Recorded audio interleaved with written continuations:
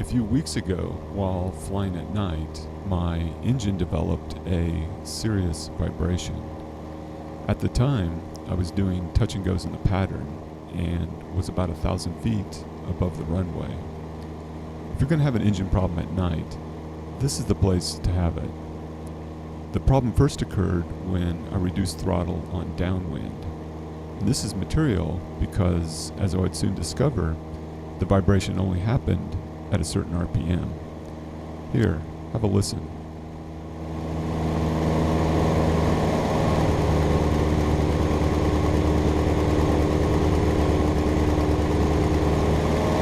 It doesn't sound like much on the video, but it was a major vibration on the airframe. At the height of the vibration, I remember thinking, if this gets worse, something just might come off of this airplane. I didn't even identify it as an engine problem until it happened again as I went through 2200 RPM.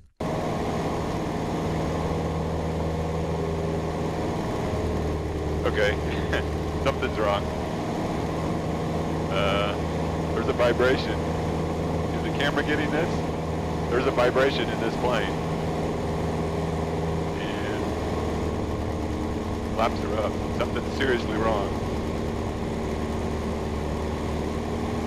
Something is seriously wrong. There's a vibration in this plane.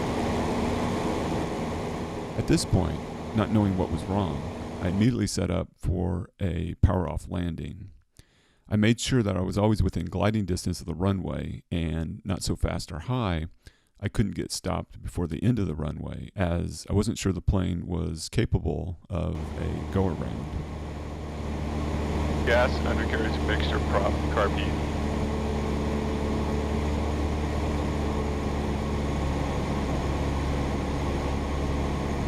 There's a serious vibration in this plane.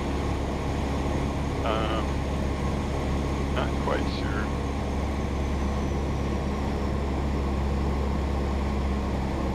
It's at a certain RPM. Executive Tower, Skyhawk 64, 458, turning final 18, full stop, executive. It was definitely a good learning experience. Probably the biggest takeaway for me was that when there's a problem in the plane, it takes a few seconds to realize that something is wrong. You train for certain emergencies like a fire, engine out, etc. And your instructor usually says something like, okay, your engine just quit, what are you going to do now? But in real life, it doesn't get announced to you like that. Something goes wrong and it takes a few seconds to recognize that there is a problem.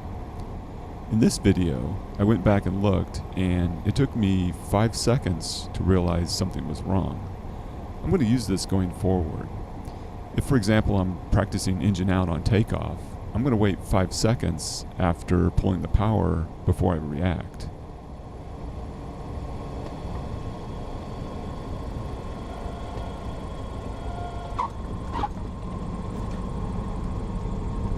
Okay, something is definitely wrong with the plane.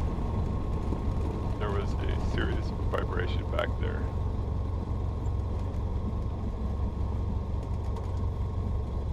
Okay, nice to be on the ground. Here, we gotta shut the door. Okay, there was a vibration. See if I can recreate it. Well, you're probably wondering what exactly was wrong with the plane. Well, the short answer is we don't know. That night, I pulled off the runway and did a run-up and didn't notice anything. But I wasn't able to get it much past 2200 RPM, so I wasn't sure that that was a good test. In the following 2 weeks, 2 mechanics looked it over and couldn't find anything. After that, we took it for a test flight and weren't able to reproduce the problem.